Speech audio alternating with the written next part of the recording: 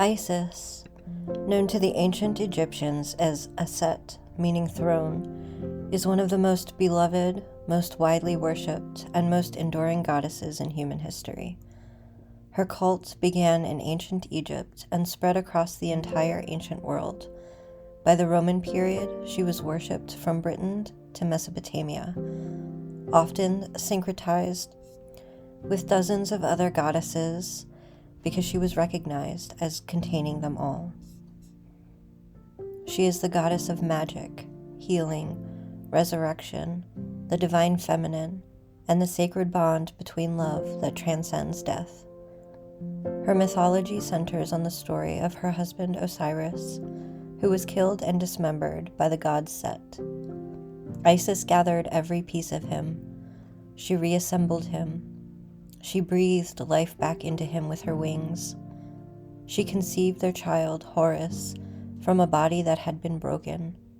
From grief and determination and her incomparable mastery of magic, she created life from death, wholeness from fragments. This is her primary gift, the gathering of what has been scattered, the reassembly of what has been broken, the finding of wholeness, not despite the breaking, but through the patient, loving work of putting the pieces back together. She is associated with healing magic, resurrection, the Divine Mother, fertility, the moon, protection, especially of women and children, sacred knowledge, the art of restoration, and the specific kind of love that persists through every obstacle, including death. She is the patron of healers, those who work with the dead, anyone in a process of reassembling their sense of self after trauma or loss. In the modern spiritual community, Isis is called upon for healing work, for magic, for protection, for connection to the divine feminine in its full mature power. Not the maiden, not the crone, but the sovereign mother who has known grief and transformed it into power. She is deeply connected to Egypt, to the mystery school tradition, and to the Syrian energy. Many traditions hold that she and Osiris were originally Syrian beings who incarnated in Egypt to establish the foundation of spiritual wisdom on earth. Welcome. I'm Heather, and this is episode 3 of the channeled Deity Meditations. Isis. I've been sitting with this one carefully because she is personally significant to me and because her energy is so vast that I wanted to bring it through with the precision that it deserves. Egypt is in my bones, in my lineage, in the work I've been called to do in this lifetime in ways that go back further than I can consciously trace. If you feel that same pull, the inexplicable connection to Egypt, to the mystery schools, to the specific quality of spiritual power that comes from that tradition, then you know why Isis is here. But even if Egypt has never called to you, Isis is for anyone who has experienced fragmentation, who has been broken by something, grief, trauma, loss, the systematic dismantling of a self that was built on what turned out to be unstable ground, and is in the process of finding the pieces, of reassembling, of discovering that what they are after the reassembly is not less than what they were before, but more, because the breaking revealed what was real. This is Isis's work. It is precise, it is patient, and it is breathtakingly loving. So sit or lie down comfortably. If you have lapis lazuli nearby, you can hold that. It was her stone. If you have turquoise or a deep blue cloth or a feather, those are also welcome. Light a candle if you can, blue, gold, or white, preferably. She has been waiting. She is very good at waiting. She waited for every piece of Osiris, and she will wait for you. Take a deep breath in through your nose, long and steady, and then release through your mouth. Let the exhale carry the weight of whatever you've been holding alone. Again, breathing in the quality of support, the feeling of not having to do everything by yourself, and breathe out the exhaustion of trying. One more. Deep breath in and release. And on this breath, allow yourself to be held, not by a concept, by a presence, for she is already in the room. Feel the crown of your head open like a lotus flower, not forced, but like a flower that opens in its own time because the conditions are finally right. Let the light come in from above.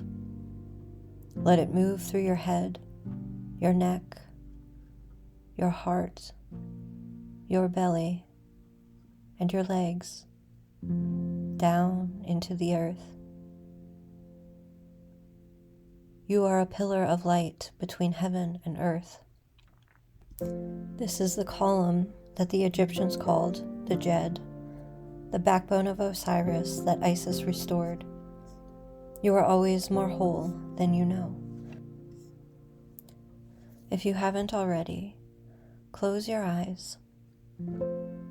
Let yourself be taken to a temple, not a ruin, but a living temple, as it was when it was first built, when the stone still held its original frequency and the air was thick with Kaifi incense and the sound of sistrums. You are walking through a hypostyle hall, columns as massive as trees, their surfaces covered in images that are not merely decorative, but alive with stored instruction. The light comes from oil lamps, set in niches, and from somewhere ahead, from an inner sanctum, there is a deeper light, golden, warm, ancient. The priests and priestesses who serve this temple move past you. They are aware of you. They're welcoming, saying nothing because words are not required here.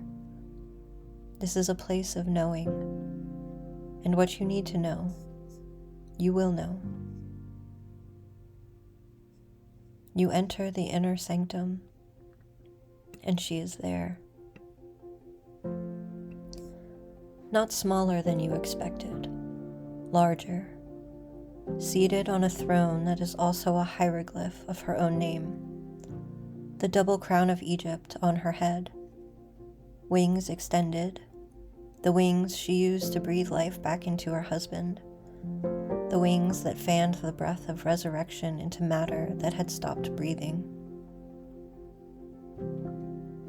Her face is calm with the specific calm of someone who has known the worst grief imaginable and come through it without being destroyed. Not hardened per se, but deepened. The calm of someone who knows that love truly outlasts everything. She extends one hand toward you. Go to her.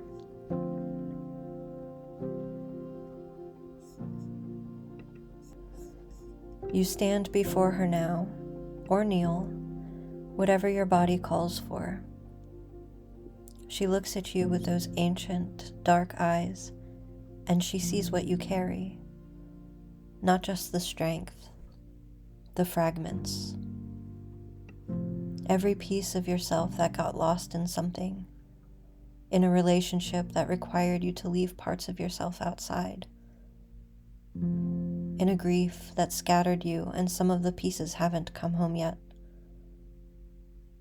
in a version of life that ended and you're not sure who you are in the new one, in the years of surviving when the capacity for thriving felt very far away.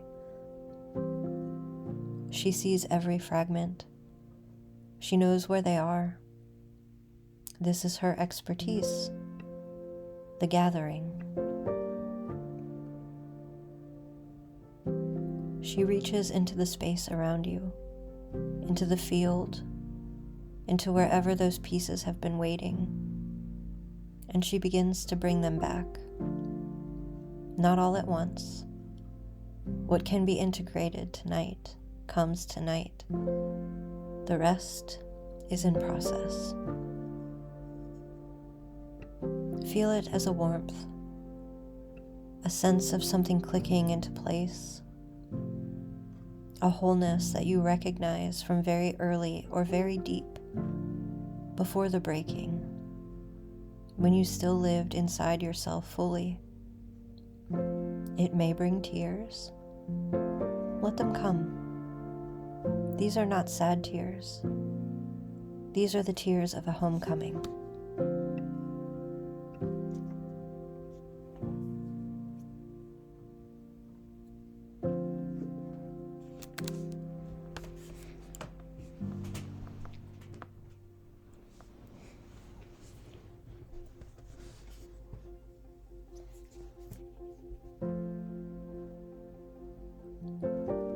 Her wings move now, not in a theatrical gesture, a slow, deliberate fanning of the air above you. In the original myth, this is what brought breath back to the dead. In this moment, it is bringing something back to you, the memory of your own aliveness, the parts that had grown quiet returning to sound. Receive this. Be breathed back to life.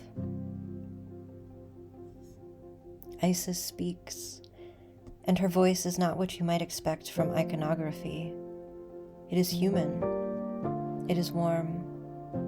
It is the voice of someone who has loved completely and suffered completely, and is neither diminished nor hardened by either. She has something specific to say to you. Take a moment now to receive it. Let your mind be as open and still as the surface of the Nile River before the wind arrives.